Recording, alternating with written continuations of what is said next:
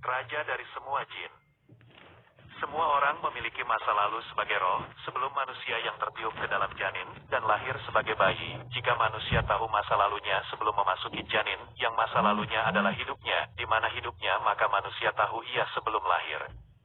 Jika manusia tahu sebelum ia lahir, maka ia akan tahu apa tugas dia membawa di dunia ini. Jika dia tahu tugas yang harus dilakukan, itu akan jelas dan tertentu apa langkah-langkah yang harus dilakukan Takeni untuk membuatnya lebih mudah untuk melewati perjalanan panjangnya di dunia. Jadi membawakan tugas utama manusia adalah untuk mencari tahu siapa dia sebelum memasuki rahim ke dalam tubuh janin, sebagai kendaraan untuk dilahirkan sebagai manusia untuk melakukan perjalanan panjang di dunia. Seluruh umat manusia harus mencari identitas mereka, yang adalah roh dalam tubuh mereka, sehingga ketika mereka mati, mereka tahu jalan pulang, dan tidak tersesat dalam perjalanan berikutnya di alam roh, di mana semua manusia berasal.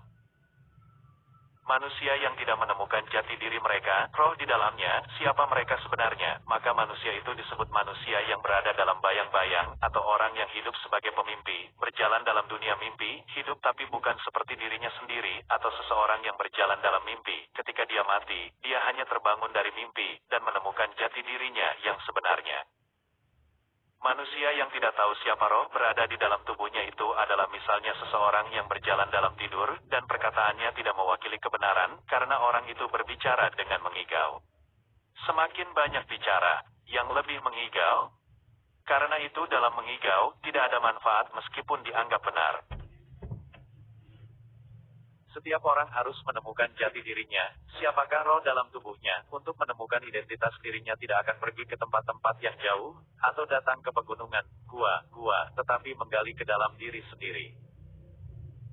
Tubuh kita semua dari pembentukan tanah, roh kita seperti tambang tersembunyi di dalam tanah. Untuk menemukan mineral di dalam tanah, maka kita perlu tambang tanah, menggali berkali-kali, atau mengebor dengan berzikir, siang dan malam. Kita mengebor tanah kita sampai kita menemukan mineral tersembunyi, yang dalam bentuk roh kita, dalam contoh tambang barang-barang dalam bentuk emas, perak, minyak, batu bara, DLL. Setelah ditemukan, mereka akan tahu bagaimana mineral harus. Jika diproses, apa yang Anda inginkan, atau ingin dibuat menjadi sesuatu yang berguna, setelah Anda tahu apa yang diekstrak itu. Jika emas, maka itu diproses seperti emas. Jika minyak kemudian diproses seperti minyak, diproses setelah mengetahui dan mengungkap barang-barang tambang yang tersembunyi. Seperti itulah kita. Kita harus mencari tahu sebagai siapa roh dalam tubuh kita, yang masih hidup sebelum memasuki janin, yang sekarang kita, siapa dia. Kemudian ketika diketahui siapa dia, itu akan jelas arah perjalanan dan tugas-tugas yang harus dilakukan.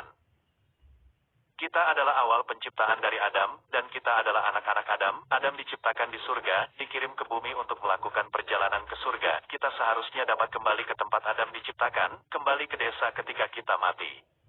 Halaman. Kita semua berada dalam perjalanan ini. Jika kita tidak sadar, berarti bahwa kita masih terjebak dalam tubuh kasar kita, dan masih tidur dan bermimpi. Kemudian ketika kita bangun menyesali ketika kita tahu, karena manusia setelah mati hanya akan tahu semua kebenaran, semua terbuka, jalan kita benar atau salah. Jika ternyata salah, maka kita di akhirat akan disiksa menurut kesalahan kita, dan jika itu benar maka kita akan kembali ke kampung halaman kita, setidaknya kembali ke kampung halaman kita, yang ada di surga. Seseorang yang telah menemukan roh dalam tubuhnya adalah orang yang telah terbangun dari mimpi, meskipun dia masih berada di dunia. Orang yang tidak menemukan identitas ruh dalam tubuhnya, namanya masih tertidur. Semua manusia harus mencari identitas. Termasuk diriku juga mencari identitas. Dalam perjalanan hidup di dunia, semua manusia termasuk saya tidak tahu arah dan tujuan, yang bergoyang dalam gelombang waktu berubah, di mana arah angin tidak membawa akhir. Iblis selalu berjanji untuk menyesatkan manusia, terutama mereka yang mencari identitas ruh dalam tubuhnya. Jika mereka yang tidak mencari, iblis tidak menggoda mereka, karena mereka tidak perlu tergoda. Mereka juga sudah sesat, iblis tidak akan menggoda orang itu. Kemudian jika dia tergoda sebaliknya sesat, iblis membiarkan orang itu tersesat, hanya berbisik bahwa jalan yang telah dia ambil adalah benar. Orang itu ditinggalkan untuk menjadi puas dengan dunia, dan pencapaian kenikmatan yang dia dapatkan, seolah-olah itu adalah kebenaran.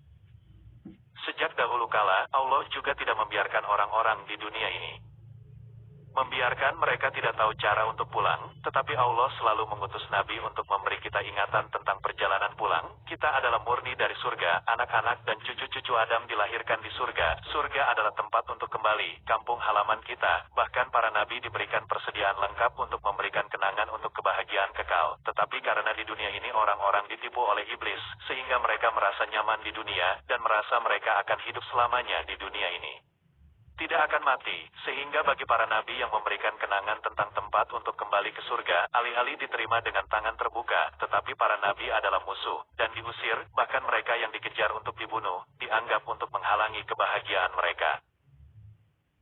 Setelah para nabi ditutup, Nabi Muhammad berakhir, sebagai nabi akhir zaman, nabi penutup terakhir, Allah masih mengirimkan orang-orang yang jiwanya dilahirkan di surga, sehingga di surga ada kehidupan orang yang telah mencapai surga, karena memang benar bahwa perjalanan hidup mereka dan mati kembali ke surga. Mereka di surga menikah dengan seorang bidadari, dan melahirkan anak-anak yang sejak bayi hidup di surga. Setelah anak-anak ini tumbuh dewasa oleh Allah dikirim ke dunia, sebagai wali Allah.